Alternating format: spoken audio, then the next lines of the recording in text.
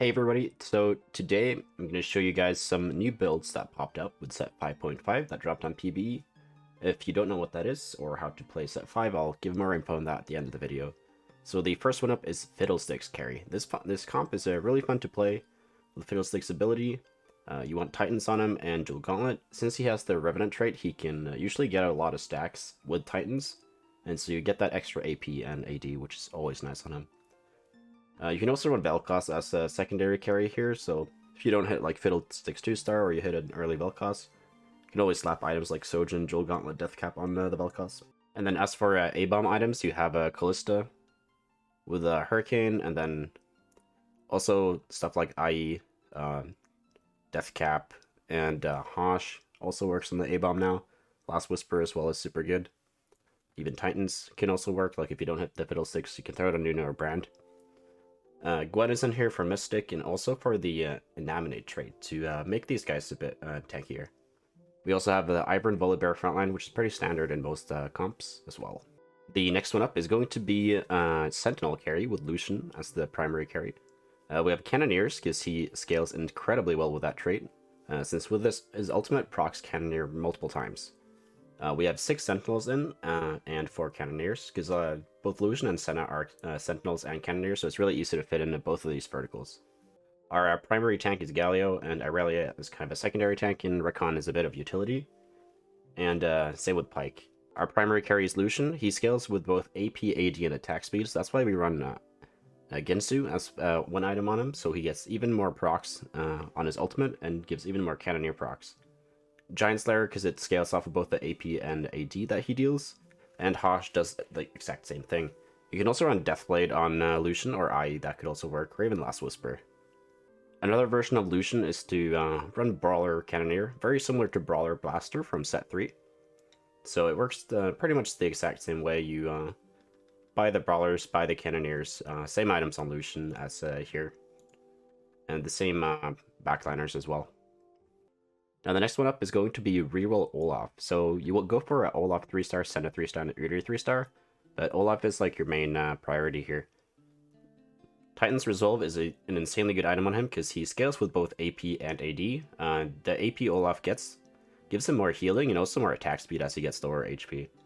Rageblade just gives him more attack speed, which lets him proc the healing and lets him heal up more.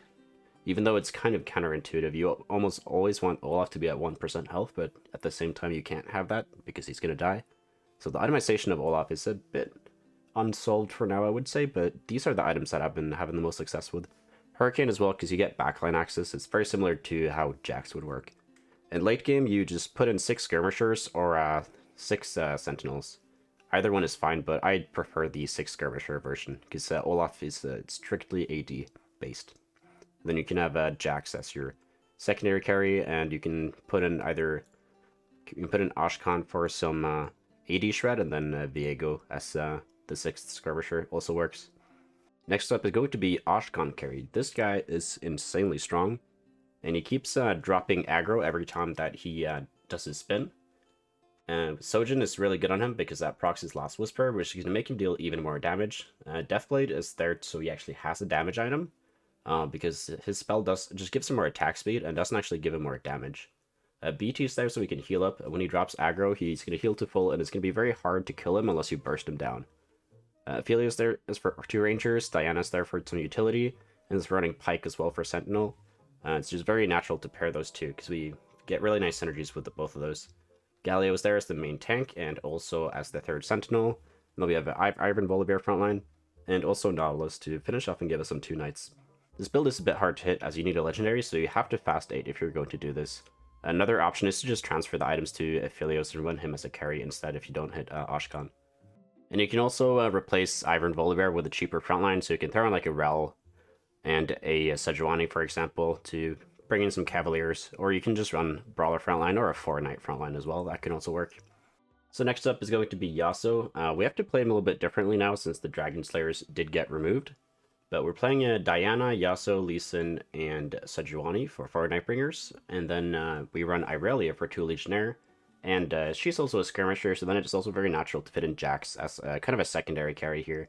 Mordekaiser was the secondary carry in the previous Yasuo comp, and Trundle Pantheon could also carry once the Dragon Slayer procced as well.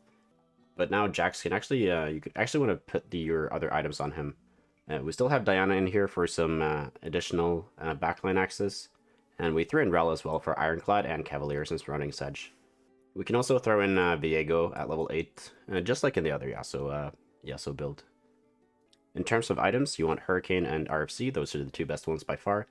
And the third item is either Hand of Justice or Drill Gauntlet. With the new rework to Hand of Justice, it's actually not bad, because especially at 3-star, you don't actually need that much healing to go to full, since you're doing so much damage after you stack true damage multiple times. So if it rolls damage, it's not bad. If it rolls healing, I mean, it's fine. He's going to heal even more. This comp is still really good, although it's still not flexible at all. So next up is Karma. You play her literally the exact same way. None of the new units actually changed the way we play Karma at all, at least for now. You still want to go for 6 Dawnbringers and then slowly take out Dawnbringers to transition into Invokers and fit in more legendaries like Teemo, Heimerdinger, even fitting Gwen now is really easy to fit in. And overall, nothing has changed here in terms of items either. Next up is the new way to play Aphelios carry. This is bugged, by the way. It's supposed to be 4 Rangers here. This build has gotten significantly weaker in terms of synergy, so it's probably going to need some buffs. You're still very reliant on Akshan, since he shreds MR, or armor I mean, with his ability, and so hitting that increases your DPS by a ton. In terms of frontline, we don't run 4 Nightbringers anymore since Darius got removed, and we don't really want to run like Lee Sin and Sejuani because they're relatively low value units. So we run Rel Nautilus for a decent Ironclad frontline. We also get Knight with Galio, and with this big taunt, then we're getting a ton of CC here. All these 3 units have a boatload of CC, so we're stalling for the Ranger proc to go through it multiple times. And we also have Diana in for 2 Nightbringers, and also to get some backline access. So you can also take out the Ashe and Varus to put in, for example, Ivern Volibear if you need more frontline. Or you could put in something like Viego and Gwen to give you more backline access with Viego, and also to give you more anti-resistances with Gwen. So this comp is still like pretty flexible in terms of how you play it. Last up we have Jax carry. It plays out very similarly. You want to play high tempo, but now you actually have a better late game since you have both Akshan and Viego as like good late game carries. We pretty much always want 3 Sentinel in, and since we very often want to fit in Akshan late game, and we also use Diana as our main backline axis here, because the only thing we have is Viego until we hit him, but since he has a 5 cost, it's a bit hard to hit sometimes. But this can be taken out for like Rel if you need Ironclads, for example. In terms of items on Jax, you always want Hurricane to get that backline access that we don't really have with this comp. Either RFC or QSS works as a defensive item, and the healing item is either Haj or BT. I think Haj might be a bit better now than BT, since you always have a little bit of healing. And when Jax has like infinite attack speed and AD after the fight's gone on for a little bit, he's always going to heal to full either way, even if he rolls damage a lot of the time, with the new rework to Hand of Justice and how it works. So yeah, that was it for all the comps that I have been having success with. There definitely might be some more comps that show up later that people just haven't discovered yet. So if you want to stay up to date to when those pop off, definitely subscribe to the channel so you can stay updated, and also you can join the Discord. The Discord server. We have already started theory crafting on other comps, and we played in the houses here earlier today. But right now it's pretty late, and so all the info is here, and all like the patch notes that drop as well.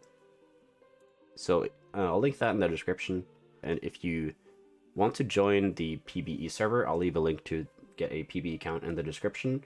And then you just need to download the client, and then you're good to go. So yeah, thanks for watching, and take care.